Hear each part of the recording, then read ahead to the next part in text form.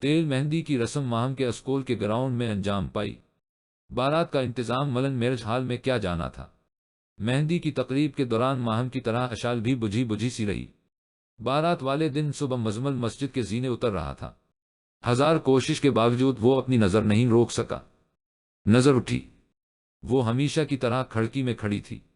اس کی آنکھوں میں نور کی بجائے ظلمت تھی، اداسی کے ساتھ ساتھ ویرانی بھی تھی۔ ماہم ہاتھوں میں مہندی رچائے، کلائیوں میں گجرے پر، نگلے میں مالا ڈالے، مہندی کے پہلے جوڑے میں ملبوس تھی۔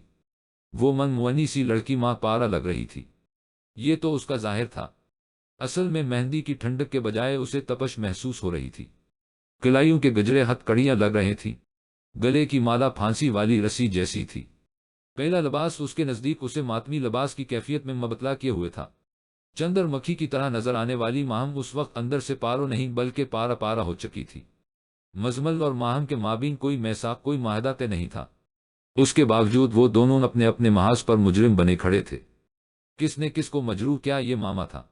پھر بھی وہ دونوں مضطرب تھے۔ ملاقات کے بغیر صرف محبت کی معرفت سے ان دونوں کے جسم معطر ہو چکے تھے۔ اس مسافت کے دوران انہیں محبت کی مہک تو میسر آئی، پر محبت کی منزل نہیں ملی۔ ان کے ملن کی کوئی صورت نظر نہیں آ رہی تھی۔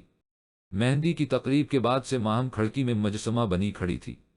رات بھر وہ صبح کا انتظار کرتی رہی، جس کے انتظار میں وہ کھڑی تھی وہ اس کے سامنے تھا۔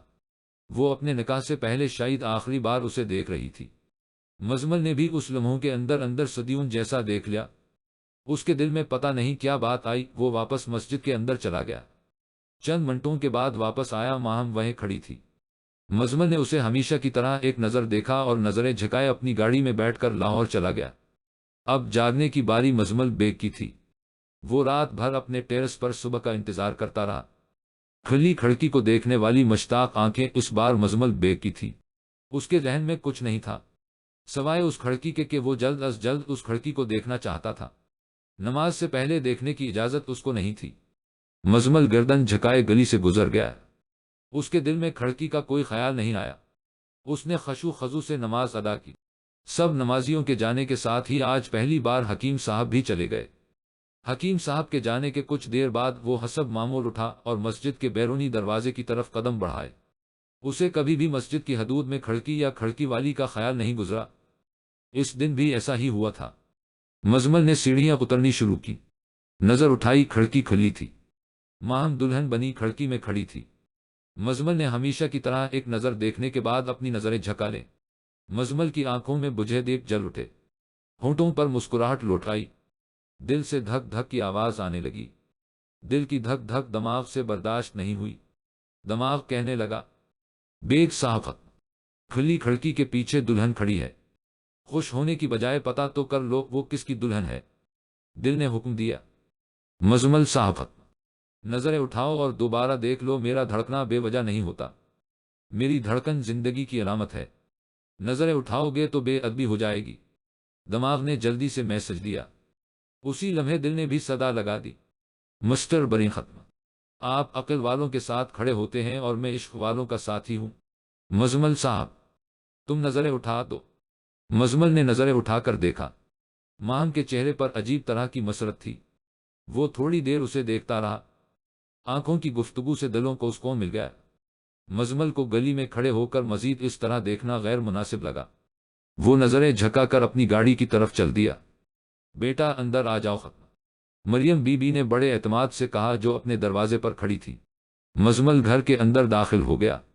ڈرائنگ روم میں ایک آدمی وہی چیئر پر بیٹھا ہوا تھا۔ اس کے سامنے حکیم عاقل انصاری، گلاب خان اور اسماعیل کا شوہر شرافت بیٹھے ہوئے تھے۔ دوسرے صوفے پر چند عورتیں تھیں، جن میں مومنہ شال شمائل شاہدہ بی بی اور ایک طرف فروسہ وہی چیئر پر بیٹھی تھی۔ میری بیٹی سے شادی کرو گے؟ چودھری شمشاد نے گرجتی ہوئی آواز میں پوچھا۔ اس سے پہلے مزمل کچھ کہتا ڈرائنگ روم میں ماہم دلہن کے لباس میں ملبوس داخل ہوئی۔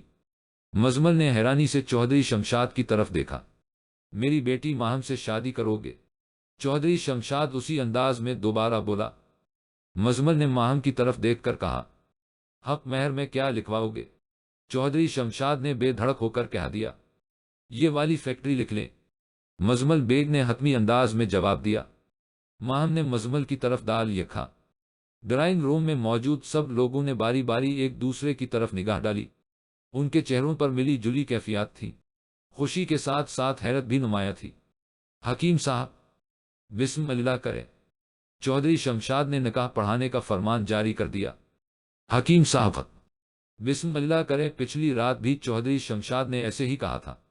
چودھری شمشاد، یہ نکاح نہیں ہو سکتا، ایک آدمی گھن گرج کے ساتھ بولا۔ کیوں نہیں ہو سکتا یہ نکاح؟ چودھری شمشاد نے للکار کر پوچھا۔ اس لیے کہ تیرے بیٹے نے میری بہن سنبل سے شادی کر رکھی ہے، اب وہ دوسری شادی نہیں کرنا چاہتا۔ مہر سعید نے وضاحت پیش کی۔ کیوں ہوئے شمعوں ختم؟ چودھری شمشاد نے قہر و غضب سے پوچھا۔ جی ابا جی ختم۔ شمعوں نے گردن جھکائے فوراً اقرار کر لیا۔ وہ ایک ہوتے دے پتر ختم۔ پھر یہ تماشا لگانے کی کیا ضرورت تھی؟ چودھری شمشاد وہی چیئر پر بیٹھے بیٹھے ہی آپے سے باہر ہو گیا تھا۔ تو مجھے پہلے بتا دے، تاب غیر تاب شرماب میں سارے شریکے کو کیا جواب دوں گا؟ کون کرے گا میرے مرحوم بھائی کی بیٹی سے شادی؟ چودھری شمشاد نے واہ ویلا ڈالا ہوا تھا۔ کھانا کھول دو۔ حکیم صاحب نے موقع کی نزاکت دیکھتے ہوئے میرج ہال کی انتظامیہ کو کہہ دیا۔ حکیم صاحب خود چودھری شمشاد کی وہی چیئر کو دھکا لگاتے ہوئے دلہن کے کمرے میں لے گئے تھے۔ چند منٹوں بعد ہی سارا ہجوم تتر بتر ہو گیا۔ شادی ہو یا نہ ہو، لوگوں کو کھانا ملنا چاہیے۔ لوگوں نے کھانا کھایا، اپنے اپنے ہاتھ صاف کیے اور اپنے اپنے گھروں کی راہ پکڑی۔ کون کرے گا میرے بھائی کی بیٹی سے شادی؟ چودھری شمشاد نے مگر مچھ والے آنسو گراتے ہوئے پھر سے پوچھا۔ ایک لڑکا ہے، میرے رشتے میں بھی لگتا ہے۔ چودھری شمشاد نے سوالیہ نظروں سے حکیم صاحب کو دیکھا۔ وہی جس نے سیٹھ کی فیکٹری خریدی ہے، حکیم صاحب نے تسلی دیتے ہوئے بتایا۔ وہ اتنا بڑا آدمی ہے، وہ کیوں کرے گا؟ چودھری شمشاد کے آنسو فوراً غائب ہو گئے تھے، ساتھ ہی اس نے تفتیش بھی شروع کر دی۔ اس نے مجھ سے کہا تھا کہ آپ سے رشتہ مانگوں۔ جب میں نے بتایا کہ ماہم کی منگنی ہو چکی ہے، پھر وہ کہنے لگا، حکیم صاحب آپ ہی میرے بڑے ہیں، آپ جہاں کہیں گے میں شادی کر لوں گا، مگر پھر بھی حکیم صاحب مجھے نہیں لگتا وہ لڑکا مانے گا۔ چودھری شمشاد نے رک رک کر اپنے خدشے ظاہر کیے۔ انکل جی ختم، آپ کیوں فکر کرتے ہیں؟ اس کی کیا مجال وہ ابا کی بات ٹالے؟ ہماری ماہم راج کرے گی۔ اس کے پاس ایسی 2 فیکٹریاں اور بھی ہیں، 2 بنگلے، 4 گاڑیاں اور کروڑوں کا بنک بیلنس الگ سے ہے۔ اشال نے ماہم کا ہاتھ دباتے ہوئے کہا۔ چودھری شمشاد کی آنکھیں کھلی کی کھلی رہ گئی۔ اس وقت برائڈل روم میں صرف 5 افراد تھے۔ 5ویں مریم بی بی تھی جو کچھ دیر بعد آئی تھی۔ کچھ بھی ہو، میں ماہم کی رضامندی کے بغیر ہاں نہیں کر سکتا۔ چودھری شمشاد نے اپنا لالچ چھپاتے ہوئے سنبھل کر کہا۔ لالا جی ختم، ماہم اور مجھے آپ کے کسی فیصلے پر کوئی اعتراض نہ پہلے تھا اور نہ ہی آئندہ ہوگا۔ آپ جو بھی فیصلہ کریں ہمیں قبول ہوگا۔ مریم بی بی نے تابع داری کے ساتھ ساتھ اپنے حصے کی ڈیوٹی پوری کر دی۔ تو پھر حکیم صاحب ابھی اس لڑکے کو بلائیں، ابھی کلمے پڑھا دیتے ہیں۔ اللہ اللہ خیر صلاح۔ چودھری شمشاد نے اپنی عزت بچانے کے لیے فوراً رضامندی ظاہر کر دی تھی۔ چودھری صاحب اس وقت غیر مناسب ہے، میں اس سے فون پر بات کر لیتا ہوں۔ انشاءاللہ کل صبح فجر کے بعد میں نکاح پڑھوا دوں گا، یہ میرا وعدہ ہے۔ آپ آج رات یہیں رک جائیں، گاؤں مت جائیں، کل نکاح کے بعد ہی گاؤں جائیے گا۔ اس طرح آپ کی عزت بھی رہ جائے گی اور شریک برادری کو باتیں بنانے کا موقع بھی نہیں ملے گا۔ حکیم صاحب کی بات چودھری شمشاد کے دل پر جا کر لگی تھی، وہ فوراً مان گیا۔ ماہم اپنے کمرے میں آئی۔ اس نے جنوری کی سخت سردی کے باوجود اپنی کھڑکی بند نہیں کی۔ وہ دلہن بنی ہوئی مسجد کی سیڑھیوں کو دیکھنے لگی، جہاں آج صبح مزمل کھڑا تھا۔ اس نے ماہم کو دیکھا، نظریں جھکائیں اور واپس مسجد میں چلا گیا۔ وہ واپس مسجد میں کیا لینے گیا ہے؟ اس وقت ماہم کھڑکی میں کھڑی ہوئی یہ سوچ رہی تھی۔ ہر شے من جانے پللا ہے یا للخ، اے میرے مالک، میں نے تجھ سے مانگنا چھوڑ دیا تھا، آج پھر مانگتا ہوں اپنی محبت کو۔ تو مسبب الاسباب ہے، میں نہیں جانتا تو کیسے کرے گا، بس تو ہی کر سکتا ہے۔ مجھے ماہم عطا کر دے پورے مرتبے اور مقام کے ساتھ۔ مزمل مسجد میں آنے کے بعد سجدے میں گڑ گڑا رہا تھا، اس کے اشکوں سے مسئلہ بھیگ گیا تھا۔ اس نے دعا مانگی، رومال سے اپنی بھیگی پلکیں صاف کی، سیڑھیاں اترتے ہوئے ایک نظر اپنے محبوب پر ڈالی اور لاہور چلا گیا۔ وہ ٹیرس پر کھڑا ہوا رات بھر کھڑکی کے متعلق سوچتا رہا اور ماہم رات بھر کھڑکی سے باہر سیڑھیوں کو دیکھتی رہی۔